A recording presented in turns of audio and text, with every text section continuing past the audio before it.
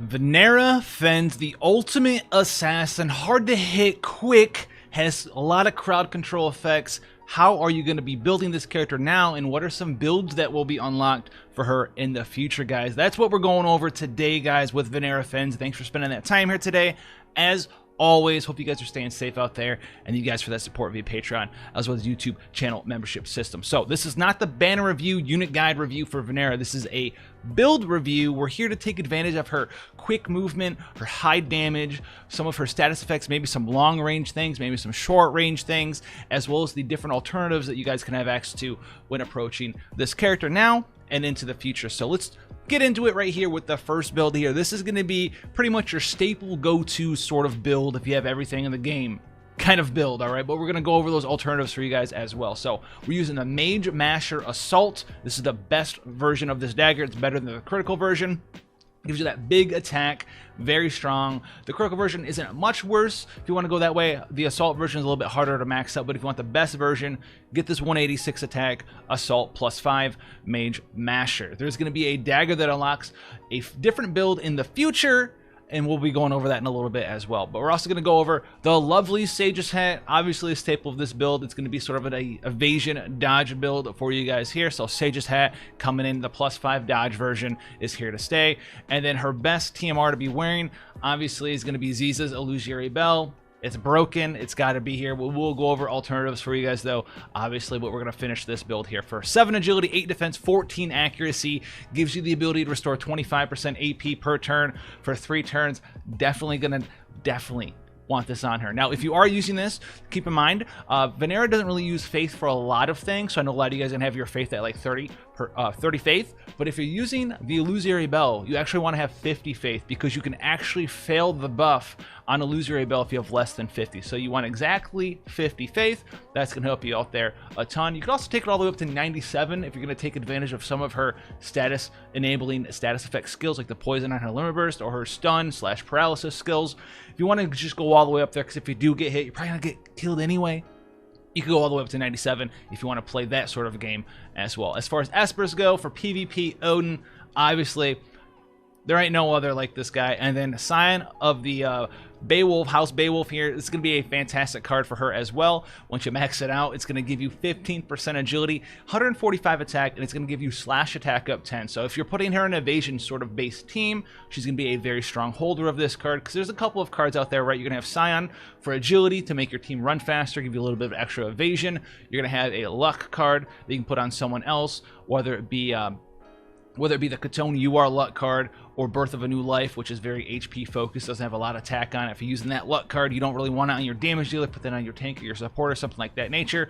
And then obviously you're going to have the alternative to Scion, which we're going to be talking about. You could have someone wear Shiva on your team, or you have the new MR card that is with her. It's Deceptive Vows that just came out, an MR card. It gives the unit 82 attack at max level, gives her 15 slash attack up, and increases the evasion rate of the entire party by 10 as well. So this is another very solid option for her to be wearing here. Deceptive Vows, Honest Souls. Some other cards you could think about here that she could be wearing, you could give her the Catone MR card, right? Very strong. It'll give you agility. It's going to lower your spirit. It's going to become even weaker to magic damage, but you're already so weak to it, it doesn't really matter. It's not that much of a trade-off. But Secret Orders max level, 105 attack, 10% agility for herself, and then party slash attack of 20. So if you're running multiple different slashing attackers, a lot of ninjas, things of that nature, running Vinera, and then maybe like Shadow Lynx or Catone or something of that nature, it's going to increase not only her dodge by a little bit, you can give someone else the evasion card to wear, but you can give herself agility. That's going to help her move faster, be a little bit more dodgier. This is going to increase everyone's damage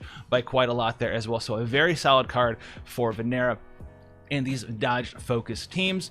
And then for some alternate TMRs that you could be wearing here, thinking about, not only you don't need to lose your ability, it's going to help her out, build up that AP, but some other things that you can be using with her. We have a Saiga Gauntlet here, which can help you increase her movement, all right, to help her move even further and farther and faster in these different environments, whether it's PvE or PvP. Going to give her move +1, jump +1 for 3 turns, but it's also going to give her a hide effect as well if she uses this. So if she's going to be the target of a skill, but there could be someone else that the enemy team could target, they're going to leave your Vinera alone and go for the other character, which can help out a lot, especially if you've put all your best gear and things on Vinera. You don't want her to play that RNG dodge game. Maybe there's an accuracy character on their team. You can make them go after and use sharpshoot and things of that nature on a second character in your team there. So Saiga Gauntlet is very strong for that as well. Then obviously we have her own TMR, the Bewitching Heals. Very strong, especially if you're going up against a light-based enemies, because it gives a light killer 25% for 3 turns, and also gives you that same hide effect. So it's going to have the same sort of hide effect. It's going to keep her solid and safe. It's going to cover 5 agility, 12 accuracy, and then if you go up against any of these light-based enemies, whether it's PvE or a lot of the PvP focused tanks right now, Engelbert, Warrior of Light, things of that nature, Thancred's still out there running around, you're going to be doing bonus damage to those characters, getting an extra 25 mod onto your skills there with your Bewitching Heal. So very strong piece of gear for her as well. And then the last one I think I kind of want to talk about for TMRs here, we have the Bewitching Boots, and this is going to give you range +1. So if you're someone out there that likes to run her double gunner for certain reasons, maybe you don't want to play the game where you have to get in range and do damage with your big hitting skills, which is the way I like to use her, which is the way I advise a lot of players to use her out there, especially if you have something like Ziza TMR, so you actually get in range and get in there. You can go ahead and do that. But if you're using double gunner, this will give you range +1 for 3 turns. And it's also, if you max it out, going to give you 25% agility. So you can become really fast, even dodgier. It gives you 10 dodge on it for right now. Doesn't matter because you're wearing Sage's hat, but it gives you 7 agility on top of that. So another very strong TMR. But if you have, obviously, the best one in the game, if you have a Herbal, well, that's what you're going to be going with there. Alternatives to Odin, you guys know what they are. It's going to be either Iron Giant or it's going to be a Behemoth for the most part. Very high attack on those characters, on those espers. They have slash up for you guys. And then even Behemoth, you want to play that anti-light character game. Behemoth is very strong at that because Behemoth is going to have light light killer for you guys out there as on top of the slash attack up. So very strong. Still has 7 evasion here for you guys.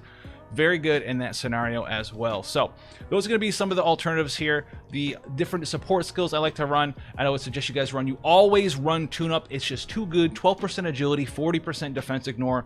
Too good not to run. That is always a mainstay staple. You will always run that. The other one that is fantastic is Thief Lore, 12% agility, as well as movement +1. Especially useful if you're running her on something like main assassin, or you run her assassin thief. Very strong capabilities there as well. How you want to use her is going to be up to you guys. Thief is going to give you abilities such as steal vision as you move in on the character, steal time as you move in on the character. It's going to sort of debuff that character a little bit there, and it's going to build up AP, and then when you get in range of whoever it is you're trying to hit, you're going to hit them really hard with their single target focused single damage melee skills, where it just decreases their defense by 50 and just clap them for like 5-6k because you just don't care about the defense anymore. You have the defense ignore on tune up, you have the 50 defense break, you're gonna hit really hard with all the slash up and things of that nature. Light eater, whatever kind of build, I like that one as well. You can also run her Assassin, and you're going to have the ability on Assassin. Remember, guys, she has a little bit extra utility on main job Assassin here because, as a quick reminder here, you're going to get access to Bind. So if you are someone running max Faith on her, 25% Faith check here, and it's got an 80% chance of paralysis. If you land that debuff, they're going to have 80% of the time they're going to end their turn, which is a lot. That's 4 out of every 5 turns that they go to take their turn. They're just not going to take an action that lasts for 3 turns. And this does have a decent range. Remember, you're going to have range +1. She has 4 base movement. If you have the ability to have the additional jump and move +1 from either Bewitching Heals with the range or Saiga Gauntlet, that's going to help out a lot. And then you're going to have Thief Lore always, so you always have at least a minimum 5 movement. You're going to be able to run up to 7 spots away and bind someone. If you can't get into them right next to them and hit them with the Marauder's Blade or the Condemning Blade or the Armor Cleaver, you're going to have 1 additional opportunity to hit them with that as well. Now, if you are trying to run her in the future, there's going to be a unique sort of like stacking evasion system because they are going to be changing the gearing system eventually where certain stats will stack for you guys, but it's not going to stack 100%. What's going to happen is the highest stat on your gear is going to be there still. You got a 100% bonus for that. And then what's going to happen is you're going to get 50% of the second highest stat. And then if you have that stat again, the third one, you'll get 33% of it. So it allows you to do cool things like stack evasion, stack agility, And there's going to be a dagger that comes out in the future called the Mingosh. You can actually make this right now if you buy up all the recipes. It exists in the game right now. But you can roll a dodge version and it gives you 20 dodge, which is quite a lot. 20 dodge on a weapon is a huge amount. It has a way less attack than the Mage Masher. So this is sort of like a survival, tanky, sort of annoying build. You'll still clap people really hard with this build though, and it's very, very cool in that right. So we're gonna have 20 dodge right there, and we're gonna have the Sage's Hat. You're gonna be able to roll this one as well, dodge in the future, for another 19. So you're not gonna get the full benefit of the 19. You get half of this. So you get like, what is this gonna be, like 9.5 dodge, like we'll say 9 dodge there, plus another 8 here, so 17 dodge plus a 20, that's 37 dodge right away from your weapon and your headpiece. That's a ton of dodge there for you guys. You have 7 more from Odin, and as you can see, where this is like a survivable sort of tanky-ish build. We have a missile resistance human killer here on this build. We're using Snow White Guard here for more missile resistance. So we have missile resist and a bunch of dodge. We have some accuracy from the illusory belt. We're still rocking 653 attack. We have tune up and evasion up for that a little bit of extra dodge there for you guys. And we're gonna have a ton of evasion. We have 60 right now, but the game is not counting. This builder is not counting the extra 19 as it should, because it's not in the game yet.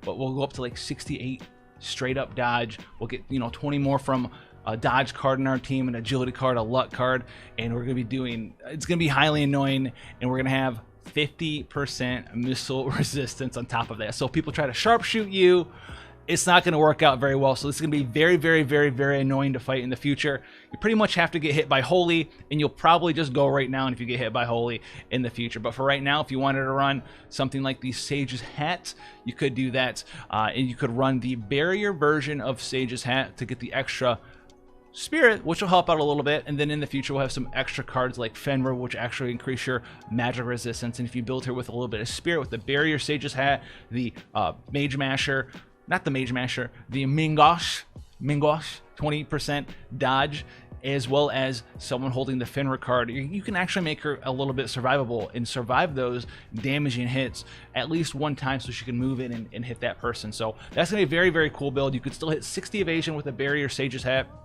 Have someone hold the Fenrir card when that comes out, make her survive sharpshoot, make her survive holy, and she's gonna move in and she's gonna take people down. So very, very, very strong thing that she can do there now and then into the future there for you guys. Hopefully this helped you guys out when going ahead and looking at Vinera and all the different utilities that she can have access to for you guys out there. If you have a specific build you've been working on, let me know down in the comment section below. We didn't really touch on any dual gunner builds. You could do that, put her in a dual gunner team. It doesn't really have any crazy gear that works super well. You can just give her like a missile up card, which probably someone else is wearing in the same party anyway. So it's not really like a Vinera build, which probably didn't go over them. But with that being said, guys, if you are using a gunner team with her down there, let us know what it is that you're doing down there. I smashed my elbow in the desk, and I'm going to bed. I'll see you guys in the next one. Take care.